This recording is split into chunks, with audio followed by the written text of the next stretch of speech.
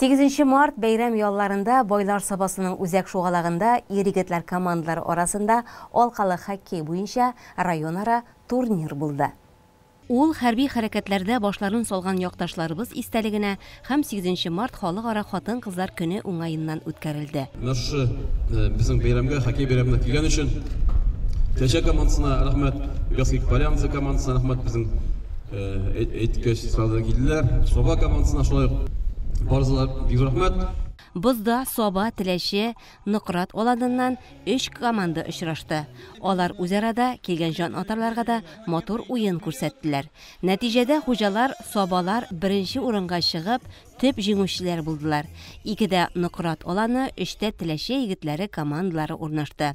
Бүләкләү тантанасында Бызда үзен яхшы уенчы итеп яктырткан уенчыларны да котладылар.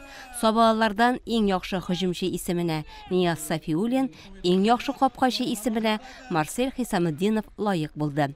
8 Март бәйрәм уңаеннан хатын-кызлар өчен дә мотор уен оештырылды. Алар капкага махсус уемга алка кертергә тиеш булдылар. Кулларына хоккей таягы алып, үзләрен сынаучылар күп булды. Әмма алкаларын гына уемга кертеп, җиңү яулаучылар әз булды.